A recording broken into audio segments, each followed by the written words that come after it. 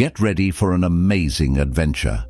In this video, we're going to show you 11 important things you need to quietly cut out of your life. We invite you to actively join us on this journey, share your thoughts on each topic we cover, and stick around till the end of the video. A journey of learning and growth awaits you. The next few moments are your chance to deeply reflect and better understand who you are. We believe the lessons we're going to share will enlighten and change your life. Let's get started. First point, when dealing with people who hurt you, there's no need to explain yourself to those who cause you pain.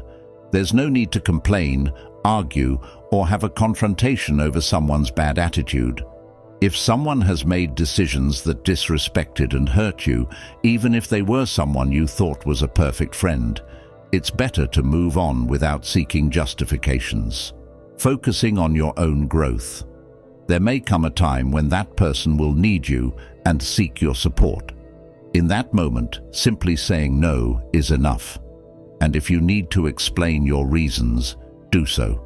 If this person failed to show character and broke your trust, you're not obligated to do so. You're obligated to help them. So, there's no need to get into conflicts or fights. The best course is to quietly remove that person from your life, as time will show the consequences of their actions. Focus on taking care of yourself and let the future reveal what's best for both of you. When we allow ourselves to move forward without the need to explain or justify our choices, we are showing deep respect for ourselves. When we allow ourselves to move forward without the need to explain or justify our choices, we are showing deep respect for ourselves and our boundaries. It's important to remember that we're not obligated to associate with people who harm us or fail to value use. Each of us deserves to be treated with respect and appreciated for who we truly are. Thus, by choosing to quietly remove those who hurt us from our lives, we're making a brave decision for our emotional well-being and personal growth, allowing us to move towards a more positive future. It's time to make our choices as we move forward. Second point, unnecessary goals. There will be times when you realize the importance of making choices, acting in a certain way, or staying true to your own path. Sometimes you'll need to abandon certain goals to prioritize the path that aligns best with your essence. It's completely normal for this to happen, as we don't always achieve everything we plan, and at times it's necessary to change, give up some things in favor of others. However, it's important to silently eliminate these unnecessary goals without broadcasting your moves to the whole world. Don't leave clues or loose information, as this could reveal your main strategy. Be smarter in this process, quietly removing less important goals and making gradual changes in your life. As the cards are laid out on the table, always proceed with discretion, protecting your plans and allowing your decisions to be guided by authenticity, seeking the path most aligned with who you are. Third point, relationships, be it friendship or romance. It's crucial not to share intimate details or vent to others about the reasons behind the end of a friendship or relationship. The intimacy shared belongs to a friendly approach, only to you and the other person involved, and others don't need to know the reasons. Nobody has the right to know about fights or terrible situations, as this can only lead to gossip and make the situation more complicated. If you feel the need to talk, have a conversation with yourself and reflect on what happened. The urge to share might indicate that there are still unhealed wounds. Therefore, regardless of the situation, the appropriate action is to analyze these behaviors quietly, without sharing with others. If you have a problematic relationship in your life, it's important to remove it without broadcasting the news to other people. Keeping these matters private and dealing with the issues internally will aid in the acceptance and healing process. Preserve your personal life. Preserve the privacy and dignity of all parties involved, and take care of your emotional well-being with wisdom and discretion. Fourth point, During periods of tension, avoid raising your voice in front of others and control your display of excessive frustration or anger. If you're upset, redirect that feeling towards actions that yield beneficial results. Use that energy as a driving force to advance your life goals and train your body to handle stress. Contain your emotions, reflect on them, and redirect the accumulated energy into something that strengthens you. However, proceed with caution and discretion, as losing control can expose vulnerabilities during tense moments. Aim to dissipate this tension discreetly by resolving issues, fulfilling responsibilities, and using reasoning as your ally. Avoid broadening your mind. Avoid broadcasting your difficulties. Instead, value what and who is already in your life, cultivating gratitude. Find a way to relieve emotional pressure quietly, seeking internal balance and healthier approaches to facing challenges. If you've made it this far, I ask that you leave a comment to show that you're truly seeking change. Go ahead, leave a like, and subscribe for more content like this. Let's continue. Fifth point. Avoid sharing your judgments with others about so-and-so. In fact, you shouldn't even harbor such opinions in your consciousness. Seriously consider what image you are projecting when you speak ill of someone. You could have an interesting dialogue or enrich the conversation, but instead choose to spoil the atmosphere just to vent your negativity about that person. Please don't do that. Don't go around declaring who you like or dislike. Learn to be diplomatic. If you don't like someone, it's possible to distance yourself from them or try to maintain a tolerable coexistence and always act intelligently. If there's a problem with that person, try to talk, dialogue, and seek a consensus. However, these opinions and judgments you have about others should be immediately discarded. As mentioned before, no matter if you like or dislike someone, always act diplomatically, showing yourself capable of adapting to the environment, changing and interacting regardless of differences with other people. Maintain a respectful and empathetic posture in your interactions, and this will contribute to a more harmonious environment and healthier relationships with others. Sixth point. Avoid constantly comparing yourself to others. Each person has their own path, achievements and successes that should be valued without reference to others. The harmful habit of comparing our lives to others can negatively impact our emotional well-being and hinder our personal growth. Moreover, it lowers our self-esteem as we risk falling into the trap of unfavorable comparison, focusing on what we think we lack, instead of recognizing our own strengths and accomplishments. When we constantly compare ourselves to others, we lose sight of our own goals and desires. We get distracted from what truly matters and focus on what we think we should have or achieve based on others' standards.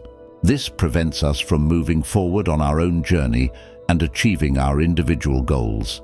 By eliminating comparison, we can cultivate gratitude for our own circumstances and celebrate our own progress and growth. Remember that each person has their own unique way and individual circumstances, and comparing yourself to others is neither fair nor healthy. Each of us has different strengths, challenges, and life paths. Instead of comparing ourselves to others, it is more productive to focus on our own learning and personal development. Seventh point, conscious use of social media. Imagine for a moment that your life is a book filled with fascinating stories, learnings, and adventures. Now think of social media as a library where millions of other stories are shared, every second exciting, right? But here lies a subtle danger: constant comparison. As we flip through the glossy pages of these digital stories, we often ask ourselves something similar about our pastoral history, which may make us. We often find ourselves comparing our most challenging chapters with the highlight moments of others. This comparison, often unfair and unrealistic, can lead us into a cycle of dissatisfaction and envy. See how this can be harmful. With this in mind, it's essential to learn to limit our consumption of these digital stories. Imagine deciding to visit this digital library with a clear purpose. You enter, look for exactly what you need, whether it's connection, inspiration, or information, and then leave, returning to the reality of your own book, the book of your life. But how do you do this in practice? Start by defining specific times of the day to check your social media instead of getting lost in it at every moment, be it during breakfast, a break at work, or at the end of the day. This helps you.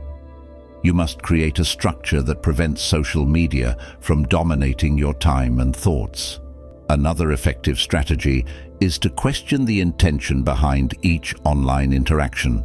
Ask yourself, am I seeking something constructive here, or just killing time? This reflection can help differentiate productive use from aimless, passive consumption. Moreover, it's crucial to recognize the signs that social media can be harmful. If you find yourself feeling down after using these platforms, it might be time to take a break. Use this time to reconnect with activities that bring joy and satisfaction in the real world, like reading a book, engaging in a hobby, or simply enjoying nature. By adopting these practices, you not only protect your mental health, but also rediscover the beauty of your own story. Remember that all stories are created to remind you of nature, and that all stories are created to remind you of nature, and that all stories are created to remind you of nature. Each of us is made up of different kinds of stories. Whether it's a high and low, some lyrics or more, much of it is managed by a family, while other stories are made up of a wider range. The more you share your story, the more that will be more valuable. And when you share your stories with others, new ones will arrive. And now, as we bid our farewells to this topic, I invite you to reflect on how you can start writing the next chapter of your story today, with less influence from the digital world and more focus on what truly matters in your life. Let's embark on this journey of self-discovery and growth together. Take charge of your life with the wisdom of history's greatest philosophers. Stoicism in the 21st century is your guide to resilience, well-being, and prosperity. Turn challenges into triumphs, stress into strength, uncertainty into clarity. Click now on the link in the pinned comment and begin your Stoic journey to a life of success and fulfillment. 8th point, the pursuit of external approval. We live in a world where, often, a person's worth seems to be tied to others' perceptions. But today, I invite you to take a look. I invite you to explore the liberation that comes from breaking free from this incessant search for approval. Imagine yourself on a stage, under the spotlight.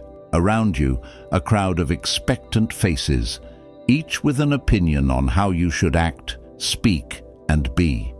Can you see how suffocating this can be? Now, visualize yourself stepping off that stage and entering a peaceful and serene space, a place where the only opinion that truly matters is your own. This metaphor illustrates the importance of recognizing and valuing your own inner voice above the external noise.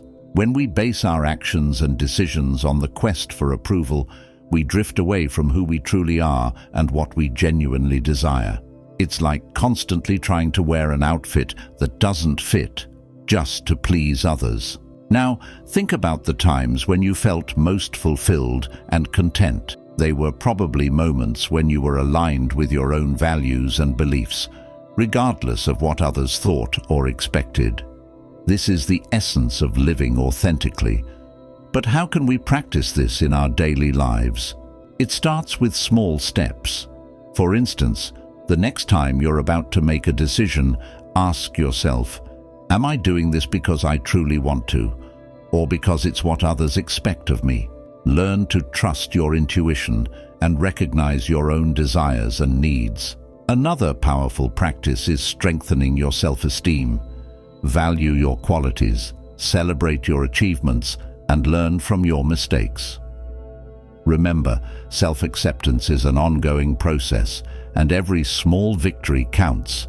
And finally, cultivate relationships that support and encourage you to be your best self. Surround yourself with people who respect your individuality and encourage you to express your true essence. By freeing ourselves from the need for external approval, we open the doors to a more authentic and rewarding path. It's a path that allows us to be the true protagonists of our lives, writing our own stories with the ink of authenticity and courage. And with that, we conclude this second topic, hoping it serves as an invitation to reflect on how you can live a more authentic life, true to yourself, away from the shadows of others' approval. Ninth point, the way we handle our relationships, whether in friendship or love. Relationships are like mirrors reflecting various facets of our lives, and they bring experiences that shape who we are. But there's a delicate line here, the line of privacy and discretion. Think of a relationship as a secret garden, a place where you nurture emotions, dreams, and special moments. This garden is sacred, a space that deserves respect and care. When a relationship ends, whether a friendship or a romance, it's natural to feel pain, confusion, and a need to process what happened. However, it's essential to remember that the details of this garden, this shared story, belong only to you and the other person involved. By choosing not to divulge intimate details or reasons for the breakup, you're not only preserving the dignity of both parties, but also protecting your own heart.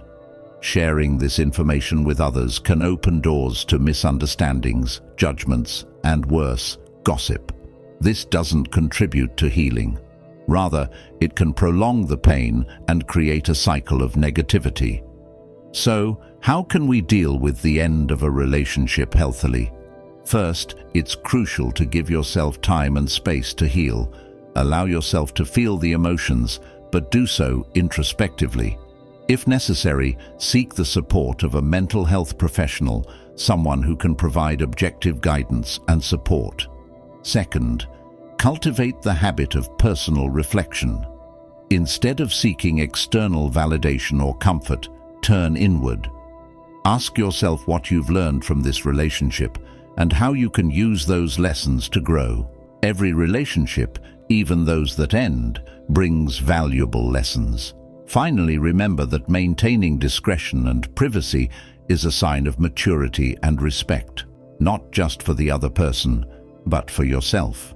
As you close a chapter in your life, do so with grace and dignity, knowing that each experience prepares you for what's to come.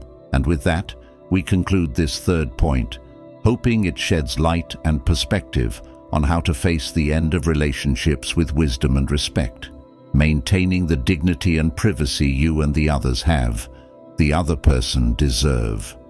10th point, letting go of unrealistic expectations.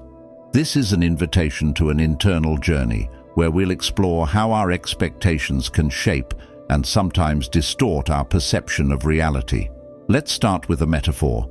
Imagine your life as a grand adventure across a vast ocean. Each expectation is like a sail on your boat, helping to propel you towards your dreams and goals. However, when these sails are too large, when our expectations become unrealistic, they can steer us off course, leading us into turbulent waters of disappointment and dissatisfaction. Unrealistic expectations are like maps promising treasures that don't exist. They make us chase ideals of perfection in ourselves, others, and the situations we experience. But the question we should ask is, are these ideals truly ours? Or have they been imposed by external influences like society, culture, or even the media? To begin detaching from these expectations, we first need to recognize them. This requires honesty and introspection. Ask yourself, do these expectations lift me up or weigh me down? Do they reflect who I truly am and what I value? The next step is practicing acceptance. Acceptance of who you are, where you are in your journey, and the circumstances you can't control. This doesn't mean giving up on your dreams, but rather recognizing and appreciating the process of getting there, with all its imperfections and challenges. Furthermore, it's crucial to learn to set realistic and achievable goals. Goals that resonate with your true essence and not with an idealized image of success. This also involves celebrating the small victories along the way, acknowledging that each step, no matter how small, is valuable progress.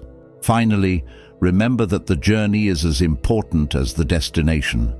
By letting go of unrealistic expectations, you allow life to flow more naturally and peacefully, opening up space for surprises and joys that couldn't be planned. And with that, we conclude this fourth point, hoping it inspires you to navigate life with sails adjusted to reality, appreciating the beauty of the journey with all its twists and turns and discoveries. 11th point. Now entering a territory often overlooked in our daily interactions, but which has a significant impact on our well-being and the relationships we cultivate: participation in gossip and the spread of negativity. In this segment, we'll explore how choosing to distance ourselves from these behaviors can not only improve our state of mind, but also enrich the quality of our relationships. Imagine every word we speak as a seed we plant in the garden of our lives and the lives of others. When we choose words of support, encouragement, and positivity, we plant seeds of kindness and understanding. Conversely, when we engage in gossip or negative talk, we're planting weeds of misunderstandings, distrust, and conflict. Participating in gossip may seem harmless or even a form of social connection, but in reality, it's a two-way street that leads to disrespect and devaluing others and ourselves. Moreover, by focusing on negativity, we feed a mindset that obscures our ability to see the good and positive around us. So, how can we veer off this road and choose a more positive path? First, it's important to be aware of the conversations we partake in. When a dialogue begins to veer into gossip or unnecessary criticism, try gently changing the subject or highlighting something positive about the person or situation in question. Additionally, practice empathy.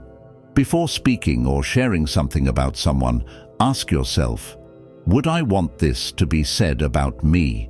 This simple question can be a powerful guide to keeping our conversations respectful and constructive. Another important step is to cultivate a positive environment around you. Surround yourself with people who also value positivity and authenticity in interactions. Together, you can create a culture of mutual respect and support. Lastly, remember that change starts with you. By choosing not to partake in gossip and negativity, you're not only protecting your own integrity, but also setting an example for others. By adopting these principles in our lives, we can cultivate a more positive, empathetic, and resilient mindset, contributing to more genuine personal growth and more meaningful interpersonal relationships. If you enjoyed the video, subscribe to the channel, ring the bell to be notified of new videos, and of course, leave your like and comment. I'll leave 2 more videos that will appear on your screen now. Enjoy your journey of wisdom. Stay with the Creator.